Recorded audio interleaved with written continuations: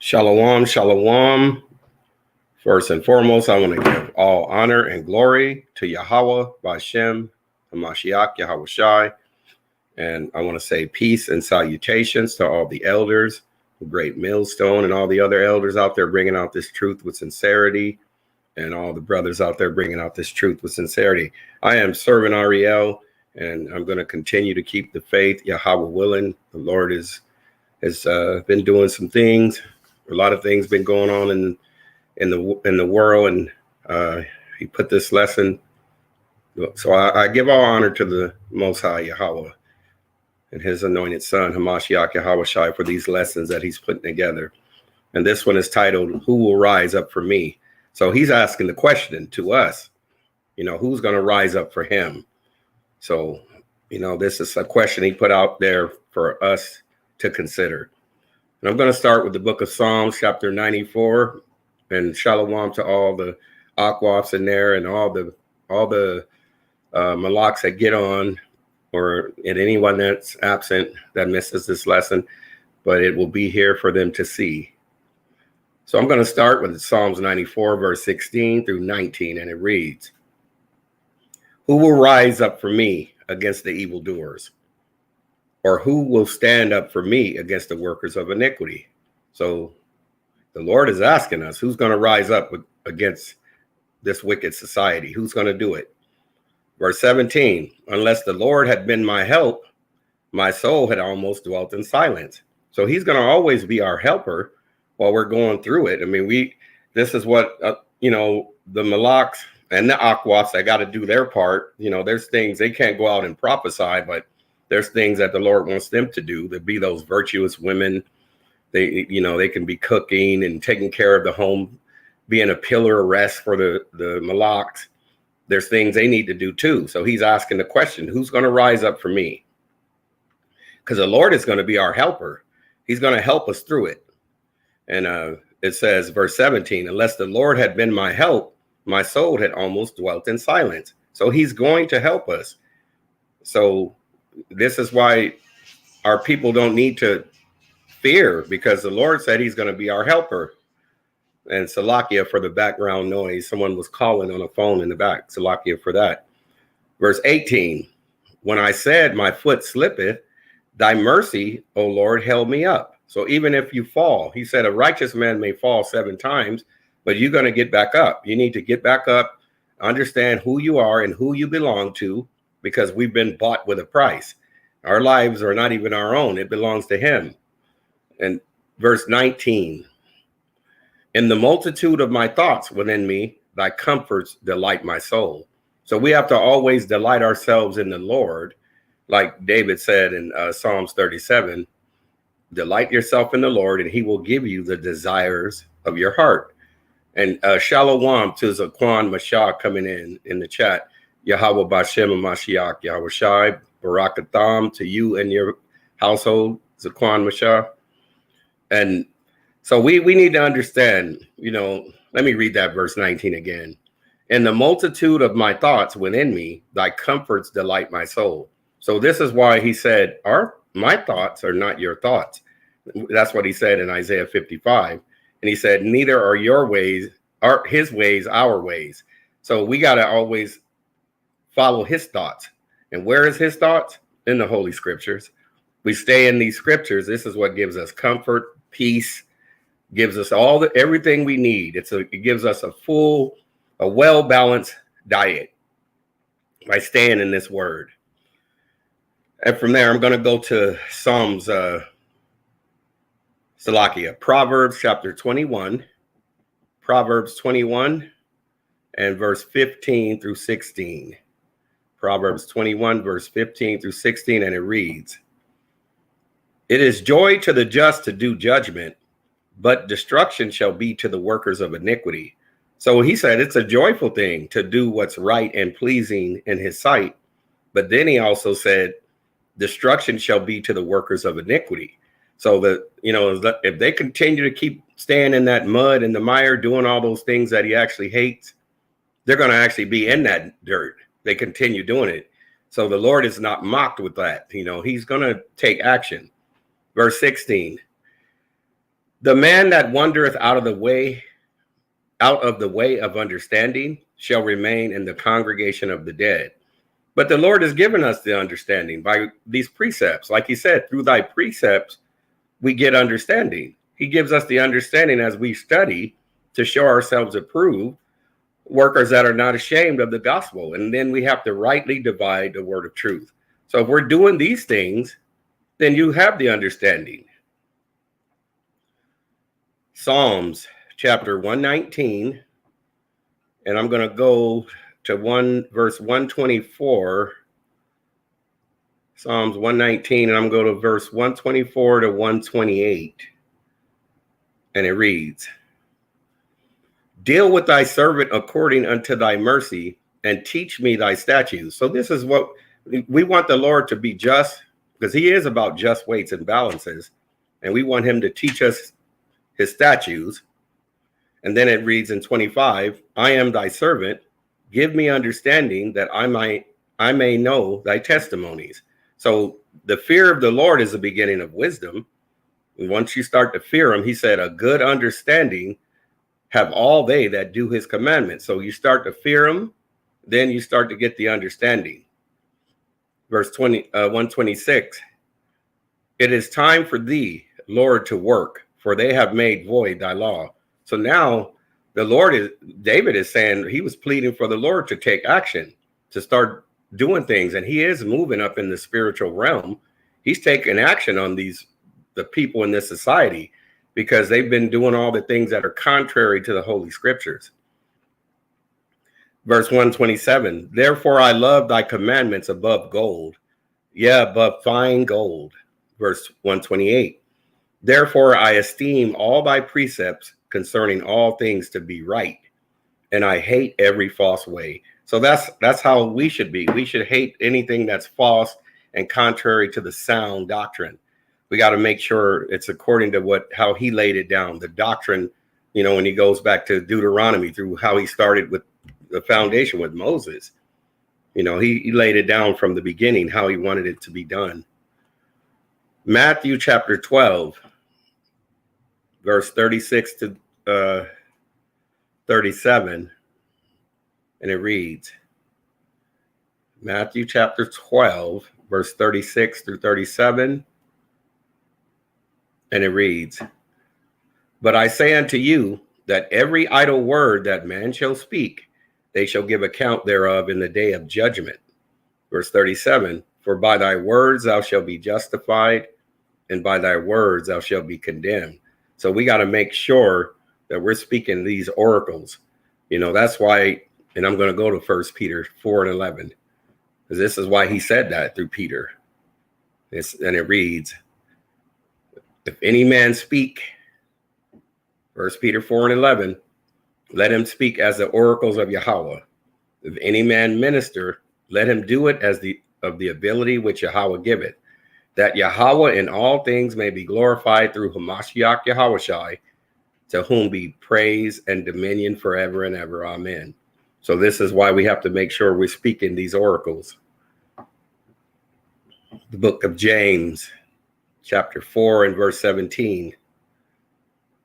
And it reads, James chapter 4, verse 17, and it reads, Therefore to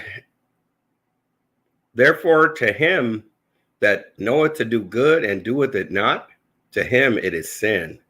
So if you know to do what's right and you don't do it, he said, then it's sin. And we know what he said through Apostle Paul in Romans 6 and 23. He said, for the wages of sin is death, but the gift of Yahweh is eternal life through our Lord Hamashiach Yahushai. Luke chapter 12, the book of Luke. Luke chapter 12, verse 56 through 57. And it reads, you hypocrites, you can discern the face of the sky and of the earth, but how is it that you do not discern this time? So he's asking, Yahushua is asking us the question, how come we don't discern the time we're in, that we're in the last days and, we're in these perilous times. Verse 57, Yeah, and why even of yourselves judge ye not what Salakia? Yeah, and why even of yourselves judge ye not what is right? So he's saying we should be doing things that are just and what's right. And we should be redeeming the time because the days are evil. The book of Proverbs, chapter 25 and 28.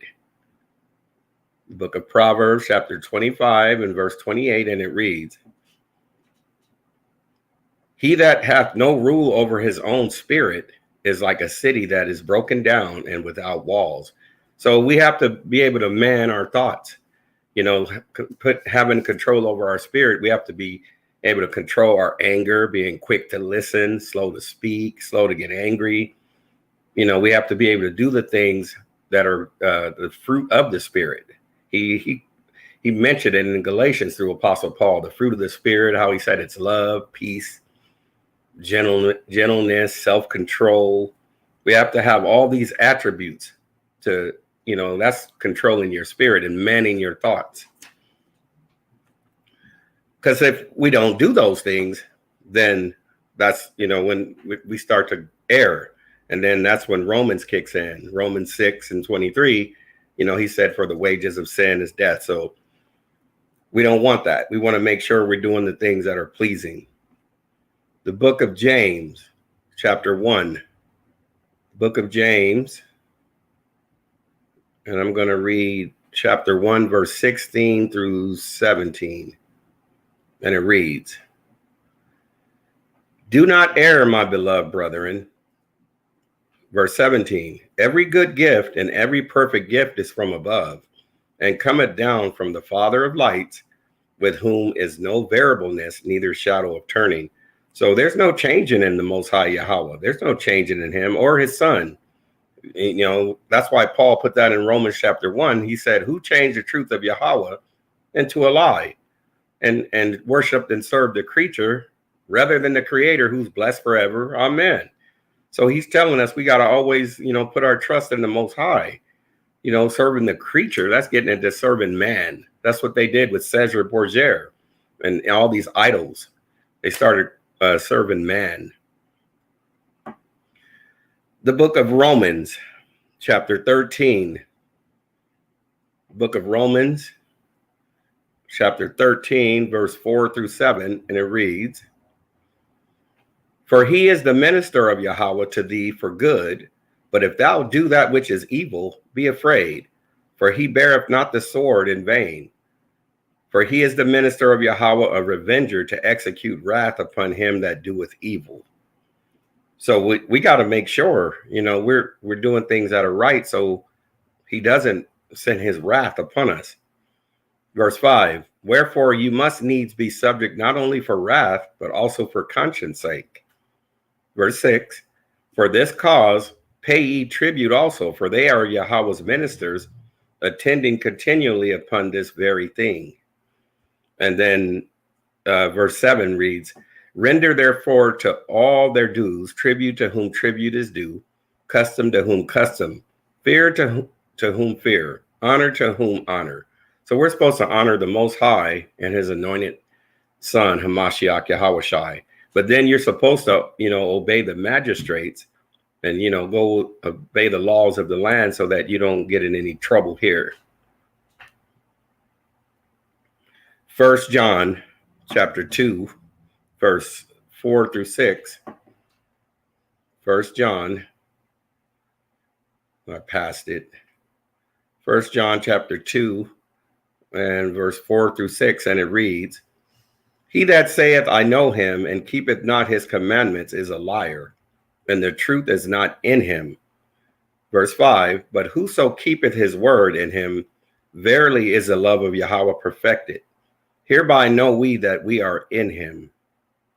Verse 6, he that saith he abideth in him ought himself also so to walk even as he walked. So we have to deny ourselves, move ourselves out the way, and let the Lord have his way. We must decrease as he increases and let him do his thing. The book of Revelations, chapter 21, verse 7 through 8. the book of Revelations, chapter 21, and verse 7 through 8, and it reads, "He that overcometh shall inherit all things, and I will be his God, Yahweh, and he shall be my son." Verse 8, "But the fearful and unbelieving and the abominable and murderers and whoremongers and sorcerers and idolaters and all liars shall have their part in the lake, which burneth with fire and brimstone, which is the second death." So that second death is coming. What was the first one? That was the time of Noah during the flood. So this second death is going to be with the ICBM missiles and the chariots.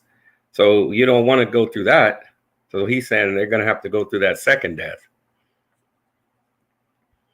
Matthew 7, verse 21 through 29. Matthew 7, verse 21 through 29, and it reads, "Not everyone that saith unto me, Lord, Lord, shall enter into the kingdom of heaven, but he that doeth the will of my Father which is in heaven." So this is Yahushua speaking here. Verse 22, "Many will say to me in that day, Lord, Lord, have we not prophesied in thy name? And in thy name have cast out devils, and in thy name done many wonderful works?" Verse 23, "And then will I profess unto them, I never knew you. Depart from me, ye that work iniquity." So he's going to say he never knew the people because they never knew him, never had time for him to do the things that he required. 24, "Therefore, whosoever heareth these sayings of mine and doeth them, I will liken him unto a wise man which built his house upon a rock." Because Mashiach Yahushua is that rock. He was that rock that the builders rejected. And he was that cornerstone. And he became the head of the corner, the ones that they rejected. Verse 25, "And the rain descended, and the floods came, and the winds blew and beat upon the house, and it fell not, for it was founded upon a rock." Because you're going to have a solid foundation if you're putting your trust in the Most High and his anointed Son. Verse 26, "And everyone that heareth these sayings of mine and doeth them not shall be like unto a foolish man, which built his house upon the sand. And the rain descended, and the floods came, and the winds blew and beat upon the house, and it fell, and great was the fall of it." So the Lord is saying, if it's not built on him, it's all on sinking sand. And shalom to the Malak Willie Spears, Yahweh Bashem and Mashiach Yahweh Shai, Barakatah to you, and shalom to Sister Dorothy, Yahweh Bashem and Mashiach Yahweh Shai, to Sister Dorothy. Good to see you all, Barakatah. Verse 28, "And it came to pass when the Hamashiach had ended these sayings, the people were astonished at his doctrine. For he taught them as one having authority, and not as the scribes." So this is who we have to always put our trust in. And if you put your trust in him, you're on a solid foundation. Anything else is sinking sand. So that's why we have to put our trust in him.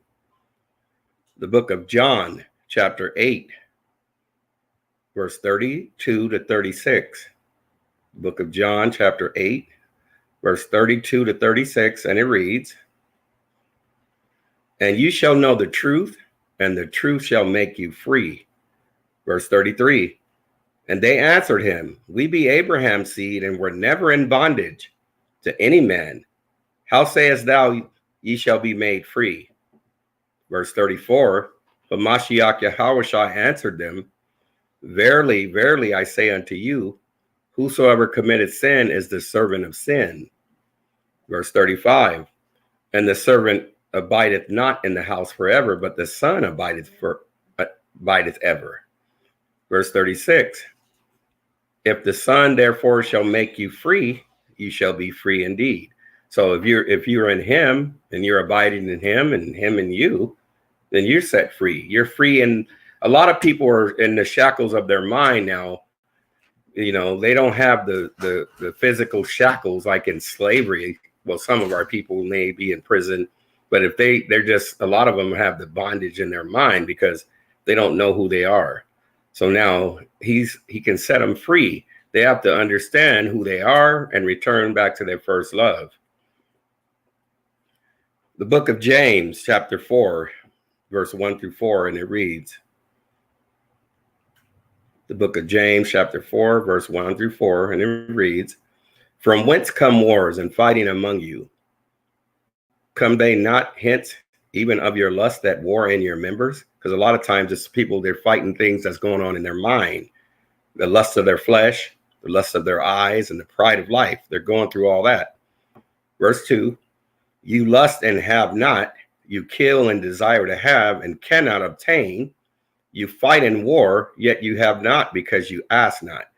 So a lot of times all they have to do is take it to the throne of grace to obtain mercy and find help in a time of need. But when you're praying, you have to the keys to the answered prayers is being obedient to what the Lord says. So if you're doing the things that are pleasing, he's going to answer your request. Verse 3, you ask and receive not because you ask amiss, that you may consume it upon your lust.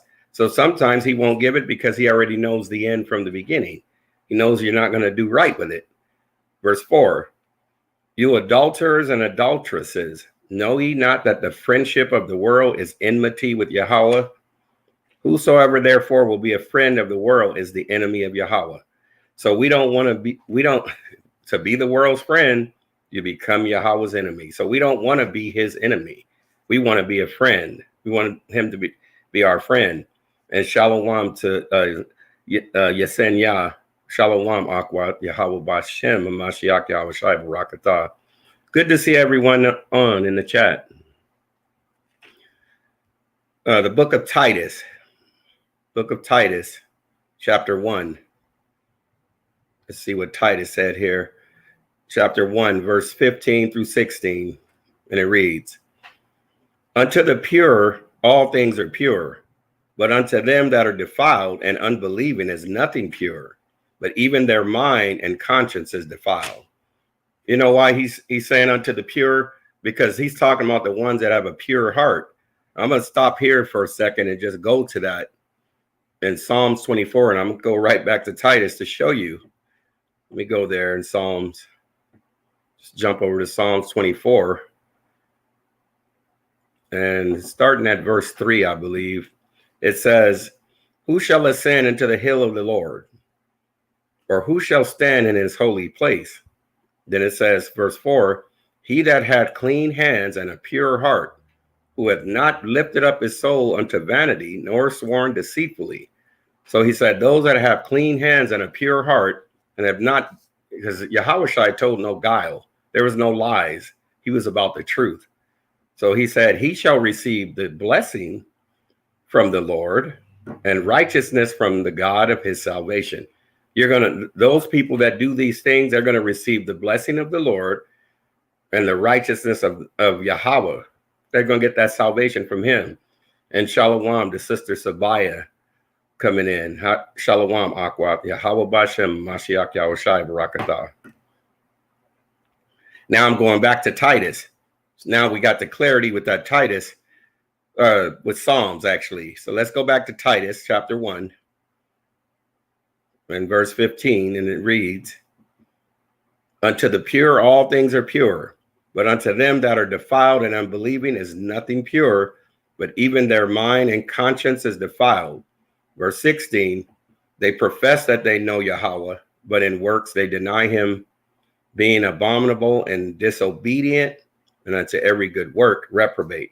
So the Lord is saying that if people aren't doing these things, this is the kind of mindset they're in. This is what he's saying. From there, I'm going to jump over to 2 Timothy. 2 Timothy chapter 3 and verse 1 through 5, and it reads, this know also that in the last days perilous times shall come, and we're in those days. We're in the perilous times now. For men shall be lovers of their own selves, covetous, boasters, proud, blasphemers, disobedient to parents, unthankful, and unholy. This is what we're seeing. You know, we're seeing a lot of this in our society now. Verse 3, without natural affection, truce breakers, false accusers, incontinent, fierce, despisers of those that are good. They like it says in Amos, they hate the ones that rebuketh in the gate, and they abhor the ones that speak uprightly. So they don't like hearing the words of Yahweh, a lot of people, because a lot of times they're in the mud and the mire. They're in the sin. So that's why they don't want to hear it. Verse 4, they traitors, heady, high-minded, lovers of pleasures more than lovers of Yahweh. Verse 5, having a form of godliness, but denying the power thereof, from such turn away. So they may have a zeal, like Paul said in Romans 10, but he says, but not according to knowledge, because they have to give up these things, these worldly things, and they must decrease as he increase. You have to put a Mashiach on. Move yourself out of the way and let him just have his way. The book of John, chapter 17. This is the words of Yahushai. John 17 and verse 1 and 2, and it reads, these words spake Hamashiach Yahushai, and lifted up his eyes to heaven, and said, Father, the hour is come. Glorify thy Son, that thy Son also may glorify thee. Verse 2, as thou hast given him power over all flesh, that he should give eternal life to as many as thou hast given him. I'm bringing this out because if you're walking in him, now you should have, you're walking in agreement. You should be in the same mind and on one accord with him. I'm going to go to 1 John to show this. 1 John chapter 4. 1 John chapter 4 and verse 4 through 6, and it reads, ye are of God, Yahweh, little children, and have overcome them. Who are the them?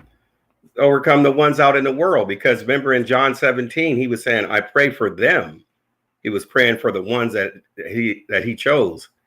But he says, but I pray not for the world. So he says, ye are of God, little children, and have overcome them, because greater is he that is in you than he that is in the world.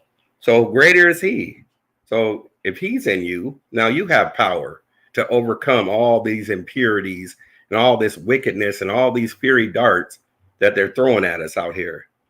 Verse 5, they are of the world, therefore speak they of the world, and the world heareth them. So that's why he said in John 15, if ye were of the world would love you as his own. But because I chose you out of the world, therefore the world hated you. Goes with this, what he said in John 15. And then verse 7, or verse 6, we are of Yahweh. He that knoweth Yahweh heareth us. He that is not of Yahweh heareth not us. Hereby know we the spirit of truth and the spirit of error. So you're going to be able to try the spirits and see whether they are of man or of Yahweh. You're going to be able to try them. Book of Genesis, chapter 6, and verse 5 through 8, and it reads, and Yahweh saw that the wickedness of man was great in the earth, and that every imagination of the thoughts of his heart was only evil continually.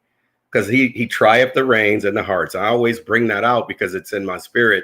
But that's in Jeremiah, how he said he trieth the reins and the hearts. He gets into people's minds, their thoughts. He knows what's going on. Hamashiach, he knew all the Pharisees, the scribes, elders. He knew their thoughts. He knew what was in their heart.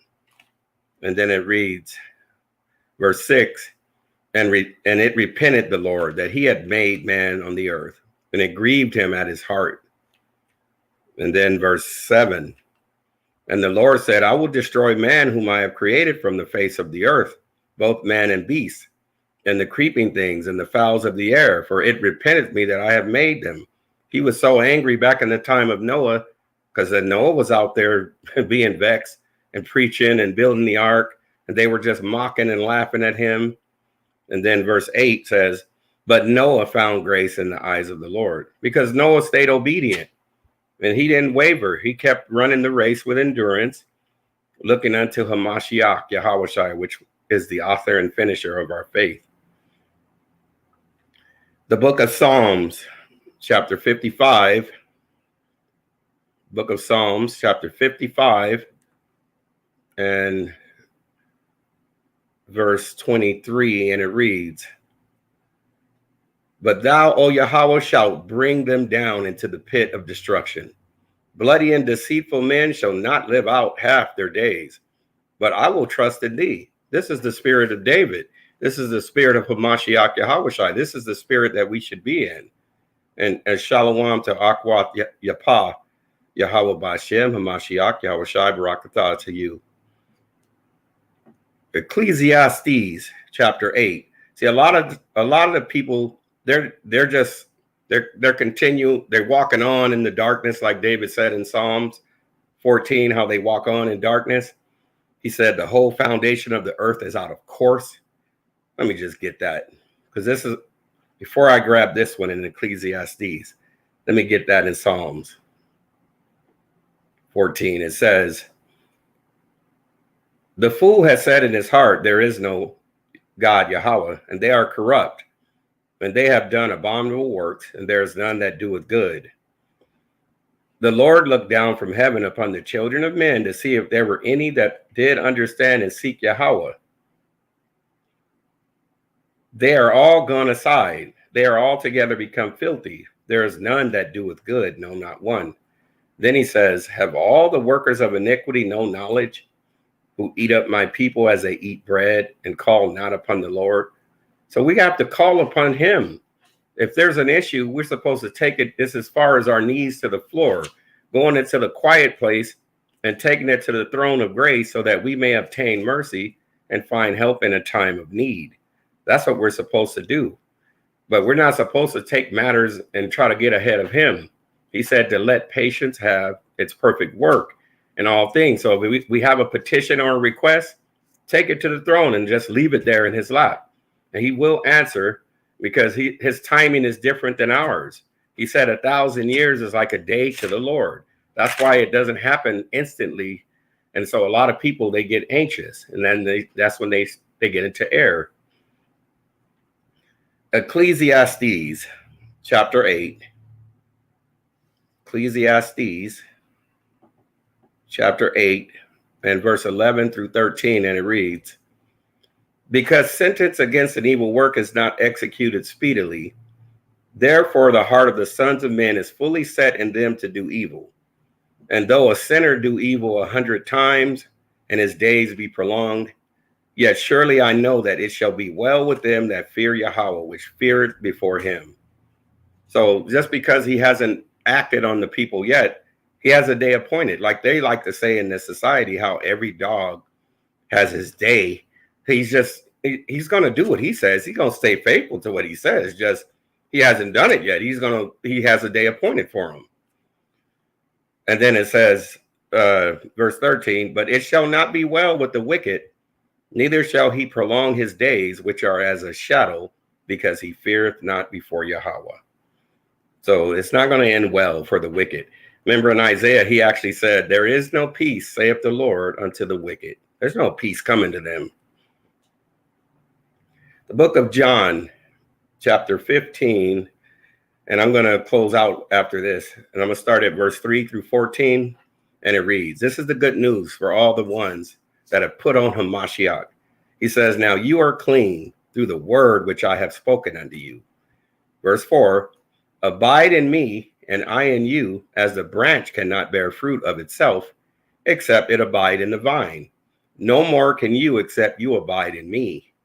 Verse 5, "I am the vine, and you are the branches.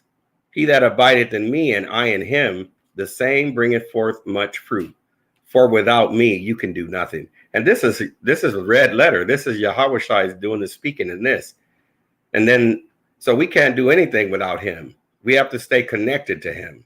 Verse 6, "If a man abide not in me, he is cast forth as a branch and is withered. And men gather them and cast them into the fire, and they are burned." So that fire is coming. That's that second death that he was talking about in Revelations. That's the second death. That lake of fire with the missiles and the chariots. Verse 7, "If you abide in me, and my words abide in you, you shall ask what you will, and it shall be done unto you. Herein is my Father glorified, that you bear much fruit. So shall you be my disciples." As the Father hath loved me, so have I loved you. Continue in my love. So he said, this is how we can stay in his good graces, by being obedient to what he says. He said, continue in my love. Verse 10, if you keep my commandments, you shall abide in my love, even as I have kept my Father's commandments and abide in his love. And then verse 11, these things I have spoken unto you, that my joy might remain in you, and that your joy might be full. This is my commandment, that you love one another, and as I have loved you. Verse 13, greater love hath no man than this, that a man lay down his life for his friends. Verse 14, and ye are my friends if you do whatsoever I command you. So that's the good news. You're going to be a friend to him. So we don't want to be the world's friend, because he said to be the world's friend, you become Yahweh's enemy in the book of James. So we want to make sure we stay in his good graces. And with that, I want to give all honor and glory to Yahweh, Bashem, Hamashiach, Yahweh Shai. I want to say peace and salutations to all the elders from Great Millstone, and all the elders that are out there pushing out this truth with sincerity. And I want to say Tawada Abanawa for giving me this wisdom, knowledge, and understanding as he continues just study, and he keeps bringing out these lessons. So I give all praises to him, and Tawada to everyone that came in on the chant, all the Akwas and the Malaks. I want to give all honor and glory, Tawada to everyone. And I want to say peace and salutations again at Shalom.